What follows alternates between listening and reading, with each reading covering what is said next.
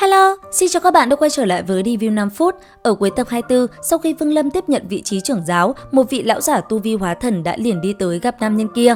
Rất nhanh, dựa theo một phương thức thuấn di kỳ lạ, một luồng ánh sáng màu đen mang theo tử khí bộc phát, vị lão giả kia đã tới được Đấu Tà phái. Túm trên tay người dẫn đường, vị lão giả kia đứng trước cửa động, thanh âm lão ta vang lên quát lớn nói: "Trưởng giáo Đấu Tà phái ra đây!"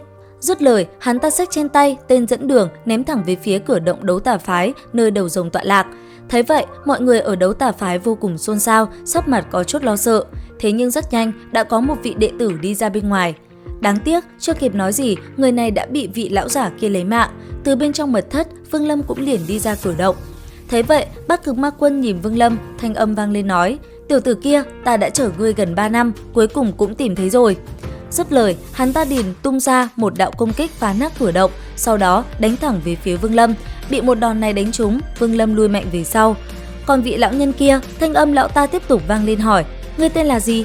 Nghe vậy, Vương Lâm liền khom người đáp: "Đệ tử Mã Lương tham kiến tiền bối." Thấy Vương Lâm như vậy, ánh mắt tên kia mới giãn ra, hắn ta gần giọng nói: "Mã Lương, ta hỏi ngươi, ngươi có nắm giữ tử chú thuật không?" Nghe xong, Vương Lâm cũng liền gật đầu, còn tên kia, hắn ta nói tiếp: "Thi triển tử chú thuật đi, mục tiêu chính là con bát chảo thú này." Dứt lời, mặt đất liền xuất hiện một con bạch tuộc màu nâu lao về phía Vương Lâm. Thấy vậy, Vương Lâm liền phóng lên không trung.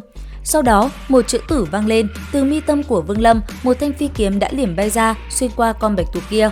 Đồng thời, một tia thần thức cũng liền phóng vào mi tâm của Bát Cực Ma Quân, khiến hắn ta giật mình, sắc mặt vô cùng hốt hoảng.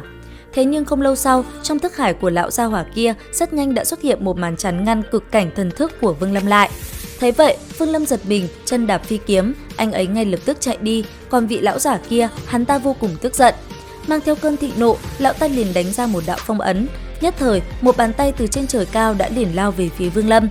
Thấy vậy, ánh mắt nam nhân kia nhanh chóng biến đổi, thân hình thoáng động, Vương Lâm đã liền lấy ra ngọc phù mà Dương Sâm đưa cho. Trong khoảnh khắc ngọc phù xuất hiện, đạo công kích như thủ trảo kia liền nổ tung, Vương Lâm không bị tổn hại gì. Sau đó, anh ấy cầm ngọc phù, nhanh chóng lao lên đánh thẳng về phía đối thủ. Đáng tiếc, một màn chắn từ người tên kia nhanh chóng tỏa ra. Bởi vậy, khi Vương Lâm đánh vào màn chắn, anh ấy đã liền bị cản lại. Tuy nhiên, Vương Lâm vẫn cố gắng xuyên qua màn chắn kia. Dùng hết toàn bộ sức mạnh, anh ấy gầm lên, màn chắn kia cuối cùng cũng xuất hiện dấu hiệu rạn nứt rồi vỡ nát. Thế, thanh âm vị lão giả kia vang lên nói: "Tiểu hữu, lão phu không nghĩ sẽ đả thương ngươi, có thể nghe lão phu nói hết lời chứ." "Tiền bối rốt cuộc có chuyện gì?" "Ta muốn mượn tử chú thuật của ngươi, nếu ngươi đồng ý đi theo ta, ta sẽ đưa cho ngươi một viên hóa đan." Vương Lâm trầm tư chốc lát, anh ấy cảm nhận được tên kia nhất định có vấn đề, bởi vậy ngẩng đầu nhìn vị lão giả kia, anh ấy lắc đầu. Thế, lão gia hỏa kia quát lớn nói: "Chán sống!" Dứt lời, một màu vàng trên người hắn tỏa ra, nơi đây hóa thành một mạng lưới bao vây Vương Lâm lại. Sau đó, một đạo công kích lại một lần nữa lao về phía Vương Lâm. Thấy vậy, Vương Lâm không tránh né, chỉ lạnh lùng đáp: "Một viên hóa đan vẫn chưa đủ." Nghe vậy, tên kia chợt dừng lại, thanh âm vang lên hỏi: "Ngươi muốn gì cứ nói, đừng ngại." "Ta muốn biết đi đến nơi đó có nguy hiểm không?"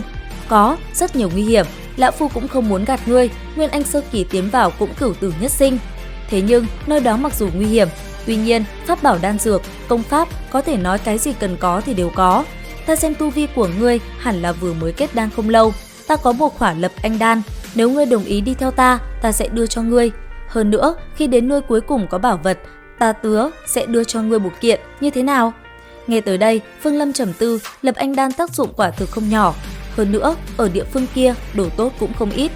Bởi vậy sau một hồi, Vương Lâm thanh âm vang lên nói: "Được, ta đáp ứng." Nghe thế, tên kia liền nói: "Chưa tới nửa năm nữa, địa phương đó sẽ được mở ra, nếu như ngươi muốn chạy trốn, ta nhất định sẽ luyện hóa ngươi." Vừa nói, bàn tay của lão vừa vung lên, ở giữa không trung vẽ ra một cái phù văn, rồi đưa nó tiến nhập vào cơ thể Vương Lâm.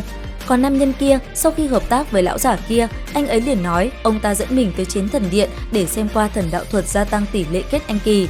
Đến đây thì hết tập 25 tinh nghịch. Xin chào và hẹn gặp lại các bạn ở những video tiếp theo.